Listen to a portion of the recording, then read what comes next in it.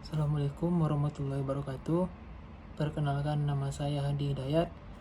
Saya merupakan mahasiswa Magister Fakultas Hukum tahun 2024 dengan nomor NPM 2310224146. Baiklah, di dalam video ini saya akan mencoba menjelaskan atau memaparkan materi dalam rangka untuk memenuhi tugas dari Bapak Zulkifli Toguan SIMH, yang dimana untuk memenuhi nilai UAS kami disuruh presentasi dengan judul makalah yang saya ambil yaitu Going Privat dan Pengaturannya di Indonesia. Jadi yang pertama kali saya jelaskan yaitu mengenai pasar modal dapat didefinisikan sebagai pasar untuk berbagai konsumen keuangan atau sekuritas jangka panjang yang dapat diperjualbelikan atau dapat ditransaksikan baik dalam bentuk uang ataupun juga dalam bentuk modal sendiri, baik yang diterbitkan oleh pemerintah, public authorities maupun perusahaan swasta. Dan perusahaan atau juga pasar modal merupakan salah satu bentuk kegiatan dari lembaga keuangan non-bank sebagai sarana untuk memperluas sumber-sumber pembiayaan perusahaan. Selanjutnya, perusahaan atau emiten yang ingin menambah modal usaha bisa melakukan penawaran umum atau biasa disebut dengan go public dan menjual sahamnya melalui bursa efek dengan bantuan perusahaan efek.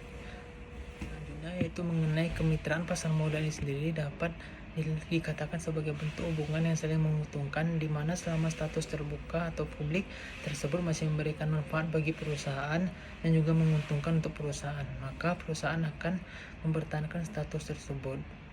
Kondisi transaksi saham perusahaan yang diberikan pemasukan tambahan bagi perusahaan mengakibatkan perusahaan tersebut mempertahankan status listednya di bursa. Akan tetapi, bila industri pasar modal tidak lagi memberi manfaat dan bahkan menjadi beban bagi perusahaan, maka secara naluri untuk bertahan hidup, maka perusahaan akan memilih untuk keluar dari pasar atau pasar modal atau menutup kembali, yaitu go privat. Selanjutnya, go privat ini adalah aksi perusahaan yang merupakan kebalikan dari go public. Jika pada go public suatu perusahaan menjual sahamnya kepada publik sehingga Baiklah, selanjutnya saya akan coba memaparkan pengertian dari going privat ini. Going privat tidak diatur dalam peraturan perundangan Indonesia, namun dapat kita temukan dalam Black's Law Dictionary, yaitu sebagai berikut. The process of hanging a public corporation by terminating the corporation status with securities exchange communication as publicity. Dari pengertian di atas dapat kita simpulkan bahwa go privat merupakan suatu proses perubahan status perseroan yang semula terikat dengan badan pengawasan pasar modal karena merupakan perseroan dimiliki oleh publik, kemudian berubah menjadi perseorangan tertutup yang sahamnya hanya dimiliki oleh hanya beberapa pemegang saham saja. Namun definisi tersebut tidak menjelaskan secara terperinci adakah definisi go privat juga dapat berlaku bagi perusahaan publik yang harus merubah statusnya menjadi perseroan tertutup. Selanjutnya itu pola perusahaan publik terjadi secara alami dan disebabkan karena perseroan tersebut tidak lagi memenuhi syarat sebagai perusahaan publik sehingga harus dilakukan perubahan status menjadi perseroan tertutup. Definisi mengenai perusahaan publik yang dapat dilakukan Undang-Undang Nomor 8 Tahun 1995 tentang pasar modal, yaitu perseroan memiliki modal minimal 3 miliar dan memiliki minimal 300 pemegang saham. Selanjutnya, perusahaan tertutup yang memenuhi persyaratan tersebut di atas diharuskan untuk mengubah statusnya menjadi perusahaan publik dan melakukan penyesuaian anggaran dasar sesuai dengan anggaran dasar pada perseroan terbuka, walaupun perseroan tersebut tidak melakukan penawaran umum ataupun listed di bursa.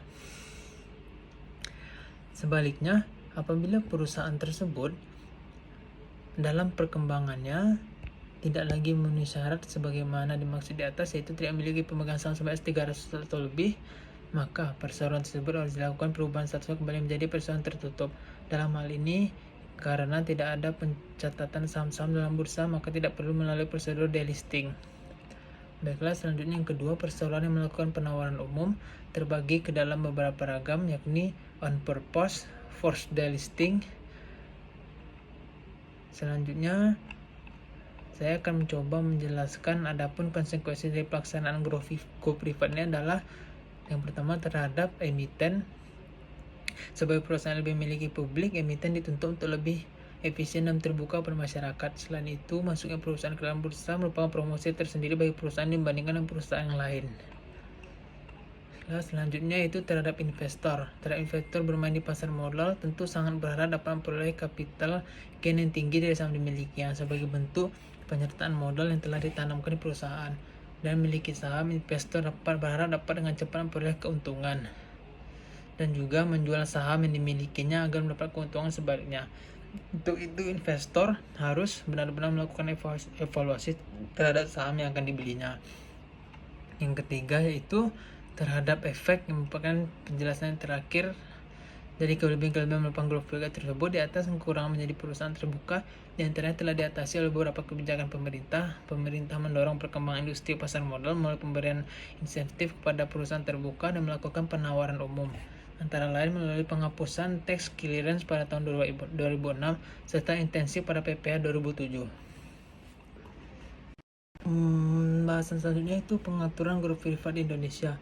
Di Indonesia, tindakan grup privat pertama kali telah dilakukan pada tahun 1996, yaitu pada tindakan grup privat PT Praxair Indonesia Tbk. Setelah PT Praxair Indonesia, beberapa perusahaan terbuka lainnya juga melakukan grup privat, antara lain PT Pfizer Indonesia Tbk, Miwon Indonesia, Indocopa Indonesia. Ketiga perusahaan tersebut melakukan grup privat pada tahun 2002. Kemudian pada tahun 2003 diikuti oleh PT Rai Bayer Indonesia, PT Singer Industri, dan PT Go Privat didirikan oleh Sentral Prociatama dan PT Seru Hidup Satwa. Walaupun Go Privat telah beberapa kali dilakukan oleh perusahaan-perusahaan Indonesia, namun sampai sekarang belum ada peraturan dari Badan Pengawas Pasar Modal yang khusus mengatur mengenai Go Privat ini. Berbeda halnya dengan pasar modal di Amerika Serikat, Badan Pengawas Pasar Modal Serikat telah mengeluarkan peraturan mengenai Go Privat yang peraturan SEC nomor 13E3. Sejak diberlakukannya Undang-Undang Keuangan di Amerika yang lebih dikenal dengan Sarbanes-Oxley Act pada tahun 2002 yang memperketat kewajiban untuk melakukan keterbukaan informasi suatu perusahaan terbatas, terutama keterbukaan informasi dalam hal laporan keuangan, maka beberapa perusahaan terbuka lebih memilih untuk melakukan Go Privat. Dalam peraturan SEC nomor 13E3 mengharuskan untuk dilakukannya keterbukaan informasi mengapa suatu perusahaan berserta afiliasinya harus menempuh langkah perubahan status menjadi tertutup. Peraturan BPPMLK juga memiliki keterkaitan dengan penerapan prinsip Good Corporate Governance, yaitu antara lain Peraturan Bapepam nomor 9D1 tentang hak memesan efek terlebih dahulu. Yang kedua, Peraturan Bapepam nomor 8G2 tentang laporan tahunan. Baiklah, yang keempat, Peraturan Bapepam nomor 9E2 tentang transaksi material dan perubatan kegiatan usaha yang dilakukan perusahaan terbuka. Kelima, Peraturan Bapepam nomor 9G1 tentang penggabungan usaha dan peleburan perusahaan publik dan emiten. Yang keenam, perubahan Bapepam nomor 911 tentang rencana pelaksanaan rapat umum pemegang saham. Yang ketujuh, Bapepam nomor 9G1 tentang pengaturan pokok anggaran dasar perseroan. Yang ke-8, Peraturan Bapepam nomor 9/10K1 tentang keterbukaan informasi yang harus segera diumumkan pada publik.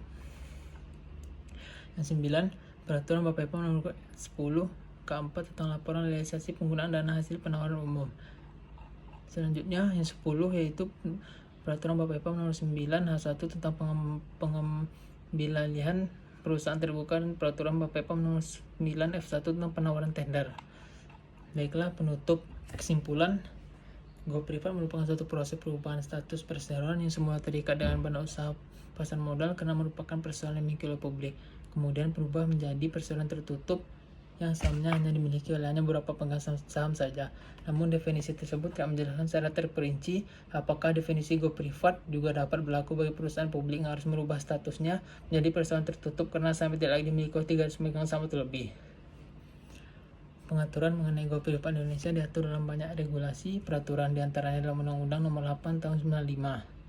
Saran dari penulis sendiri diperlukannya pengaturan tambahan yang jelas. Yang kedua, dibutuhkan sosialisasi dan pemberian sosialisasi kepada masyarakat Go Privat agar mengerti.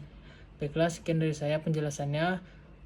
Lebih dan kurang saya ucapkan mohon maaf. Assalamualaikum warahmatullahi wabarakatuh.